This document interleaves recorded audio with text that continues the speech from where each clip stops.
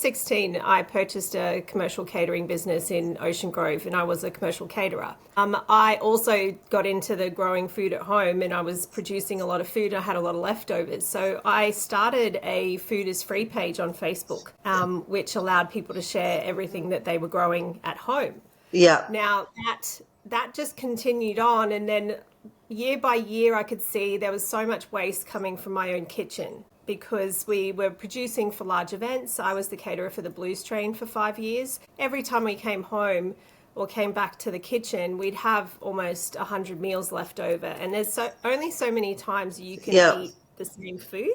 And so one night I had a chef working for me, Anthony, and he decided, let's put these into meals and we'll put it on our social media. We'll take it down to Church by the Bay in Port Arlington. And within half an hour, all those meals got picked up by people that were either going without food that night, were struggling to feed themselves every day, were feeding their children and not feeding themselves. And we were like, geez, Wow. we need to do this. Like, we need to do this properly. We had a takeaway store as well in Geelong that had a lot of ingredients. And so the kitchen converted those ingredients into meals as well. So we started using ingredients from our two outlets to then Yeah. create meals and deliver them to people. Yeah. And we continued to try to run the business in 2019 while also taking the meals and delivering them out to families. So we decided that with the calls that we started to get to the business saying, do you guys have any leftover food? Yeah.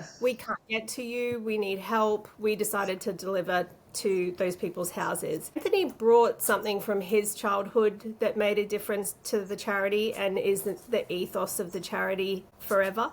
Yeah. Even though he's no longer with the charity, every restaurant, because we're from the hospitality industry, every restaurant that closed down, every winery that closed down, we went and rescued from all of those restaurants and businesses. So we were inundated with food that we could then cook with and we could then deliver. So Yeah. we didn't shut down in COVID. We just went crazy. I didn't spend one day at home during 2.5 years of Yeah. COVID. And I mean, and I'm sure it was amazing for the community. And you're not just in Ocean Grove, are you? You're also in Geelong Yeah, we're in Geelong and we're in Torquay. and in Torquay as well. So when did you expand? Was that during that time as Yeah, well? during During the COVID, COVID? we knew that we couldn't manage the logistics of the entire region, so the G21 region. So firstly, Geelong opened up in Newtown, and Yeah. we worked with the Wathaurong Aboriginal Corporation, and we did food relief with them. So we Yeah. required a site for that. And Torquay, we were operating out of the Torquay Surf Life Yeah. Saving